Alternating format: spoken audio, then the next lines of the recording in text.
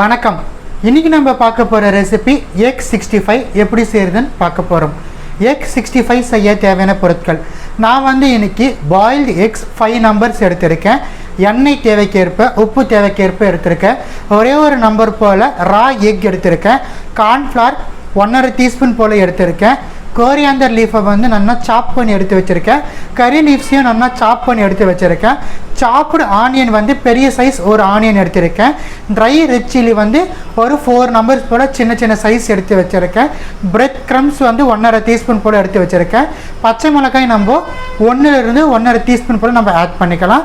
பூண்டு சாப்பிடு கார்லிக்ஸ் நான் ஒரு 10 க்ளோவ் போல் நம்ம எடுத்து நம்ம சாப் பண்ணி எடுத்து வச்சுருக்கோம். பூண்டை இஞ்சி பார்த்திங்கன்னா 1/2 இன்ச்சு சைஸ் போல் இஞ்சி எடுத்து நம்ம தோல் சீவி நல்லா ஃபைனாக சாப் பண்ணி எடுத்து வச்சுருக்கேன்.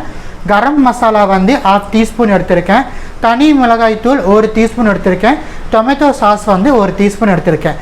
இந்த இன்க்ரீடியன்ட் வச்சுட்டு கலக்கலான எக் 65 எப்படி செய்கிறதுன்னு பார்க்கலாம் வாங்க.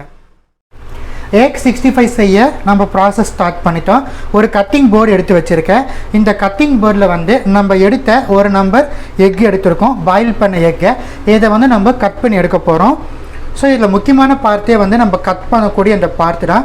கட் பண்ணிவிட்டு இந்த யாக் நம்ம தனியாக எடுத்துடணும். யாக் நம்ம தனியாக எடுத்துடலாம். நம்மளுக்கு எக்குடைய யாக் தேவையே இல்லை.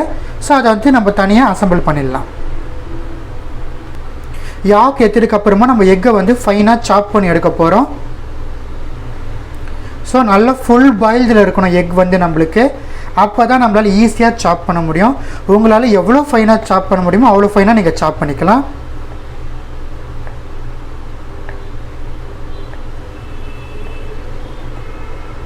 கொஞ்சம் ஜென்டிலாக ஹேண்டில் பண்ணணும். இல்லைன்னா ஒரு மாதிரி தூள் தூளாக போயிடும் நம்மளுக்கு. அது போல் நம்ம விட்டுறக்கூடாது. முத்தியை நம்ம சாப் பண்ணி தான் எடுக்கணும்.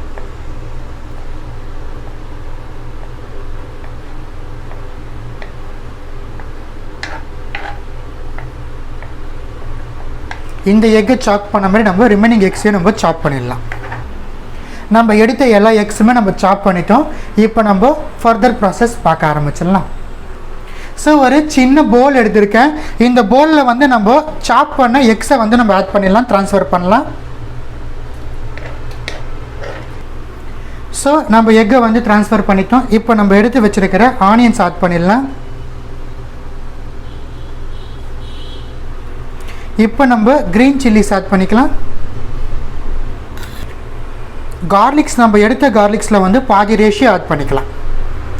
நம்ம எடுத்த ஜிஞ்சரில் பாதி ரேஷியோ அளவு நம்ம ஜிஞ்சர் ஆட் பண்ணிக்கலாம். Required amount of salt add பண்ணிக்கலாம். Plain red chilli powder, whole spices powder நம்ம எடுத்து வச்சுட்டு ஆட் பண்ணலாம். கறி லீவ்ஸ் நம்ம ஆட் பண்ணிக்கலாம். கொரியாண்டர் லீஃப் ஆட் பண்ணிக்கலாம். கார்ன்ஃப்ளவர் ஆட் பண்ணிக்கலாம். இன்க்ரீடியன்ட்ஸ் ஆட் பண்ணதுக்கப்புறமா நம்ம நல்லா மிக்ஸ் பண்ணி விட்டுடலாம். இப்போ நம்ம எடுத்து வச்சிருக்கிற பிரெட் க்ரம் ஆட் பண்ணிடலாம். பிரெட் க்ரம்ஸ் ஆட் பண்ணிவிட்டு நல்லா நம்ம மிக்ஸ் பண்ணி விட்டுடணும். பிரெட் க்ரம்ஸ் ஆப்ஷனல் தான். உங்களுக்கு வேணும்னா நீங்கள் ஆட் பண்ணலாம். இல்லைனா கிராம் ஃப்ளவர் ஆட் பண்ணிக்கலாம். கடலை மாவு ஆட் பண்ணிக்கலாம். நம்ம எடுத்த ரா எக்கை நம்ம ஆட் பண்ணிடலாம். பாருங்கள், ரா எக் 1 நம்பர் போல் எடுத்து வச்சுருக்கேன். இதை நம்ம ஆட் பண்ணிடலாம். பச்சை முத்தியை சேர்த்துறதுக்கப்புறமா நல்லா கலந்து விட்டுடலாம். முத்தியை மிக்ஸ் பண்ணிட்டோம். நம்ம பாருங்கள், நம்மளுக்கு ஒரு மாதிரி அந்த திக்கான ஒரு கன்சிஸ்டன்சியில் இருக்குது. நம்ம இப்போ இந்த முத்தியை எடுத்துட்டு சின்ன சின்ன போர்ஷனாக உருத்தினா நம்மளுக்கு உருத்த வரணும். ஸோ பாருங்கள், இது போல் உருத்தினா நம்மளுக்கு பால் ஷேப் நம்மளுக்கு கிடைக்கணும்.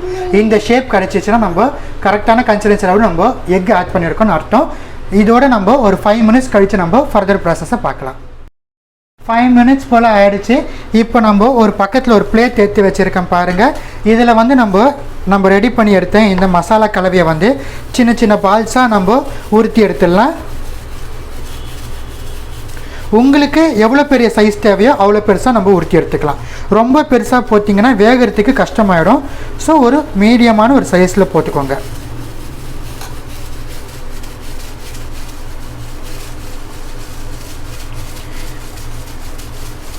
ஸோ பாருங்கள், ஒரு மீடியம் சைஸில் நம்ம ரெடி பண்ணிக்கலாம். இதே போல் எல்லா எக் மசாலாவையும் நம்ம ரெடி பண்ணிக்கலாம். ஸோ பாருங்கள், நம்ம ரெடி பண்ண டோ வந்து பால்ஸ் பண்ணி எடுத்துட்டோம். இதை எடுத்து நம்ம ஆயிலில் போட்டு டீப் ஃப்ரை பண்ணி எடுக்கலாம். ஆயில் பாருங்கள், கொஞ்சமாக எண்ணெய் ஊற்றி வச்சுருக்கேன். எண்ணெய் வந்து நல்லா சூடு ஏறிடுச்சு. இதில் வந்து நம்ம ரெடி பண்ணி எடுத்துருக்க இந்த எக் பால்ஸை போட்டு நம்ம ஃப்ரை பண்ணி எடுக்கலாம். மிதமான தீயில் வச்சுக்கோங்க எண்ணெயை. நம்ம ரெடி பண்ண எக் பால்ஸை 1 by 1 நம்ம ஆட் பண்ணலாம்.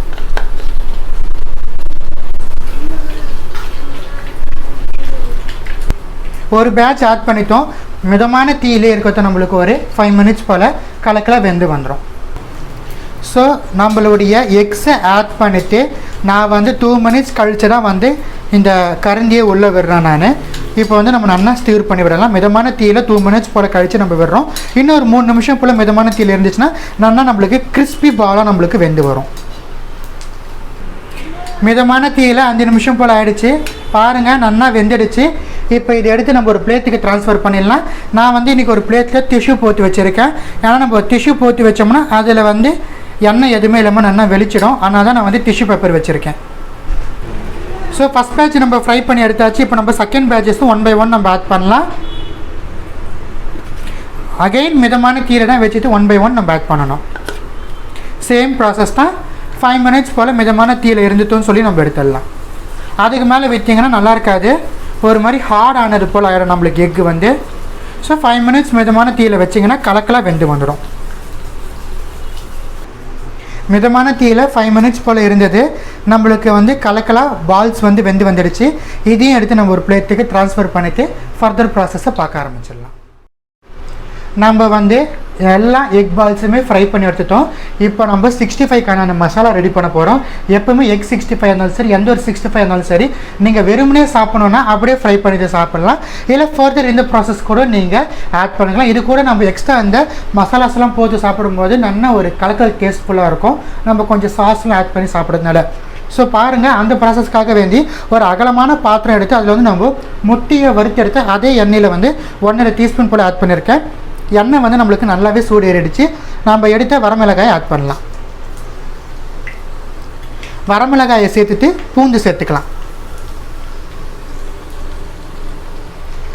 பூண்டு ஆட் பண்ணதுக்கப்புறமா இஞ்சி ஆட் பண்ணிக்கலாம். கொஞ்சமாக பச்சை மிளகாய் ஆட் பண்ணிக்கலாம். இது எல்லாமே நல்லா ஒரு வாட்டி நம்ம சாட்டே பண்ணி விட்டுடலாம்.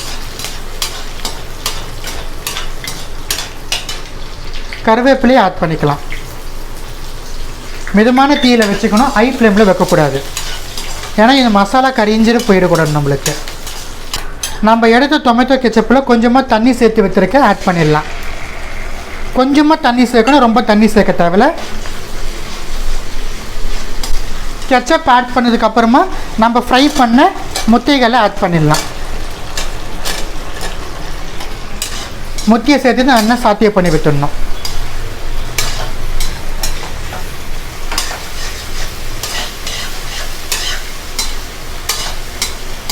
இப்போ நம்ம எடுத்து வச்ச கோரியண்டர் ஆட் பண்ணிக்கலாம்.